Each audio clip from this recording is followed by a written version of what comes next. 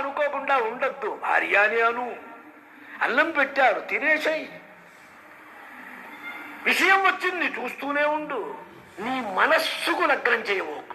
అది మనస్సుకు లగ్నం చేయకుండా నువ్వు ఏ పని చెయ్యొచ్చు. ఏమండి, మనస్సు మనం ఒకటి కదా, మనస్సు నువ్వు ఒకటి కాదురా. నిన్ను చిక్కులు పెడుతున్నది మనస్సు. మనస్సు ఎక్కడో పెట్టేసి నువ్వు ఏ పనైనా చెయ్యొచ్చు. ఆఫీసులో రికార్డు సక్సెస్గా రాస్తూనే ఉంటాడు. బొంబాయిలో కొడుకు దగ్గర నుంచి టెలిగ్రాము రాలేదని అనుకుంటూనే ఉంటాడు లోపల. దానికి దీనికి ఏం సంబంధం ఉంది?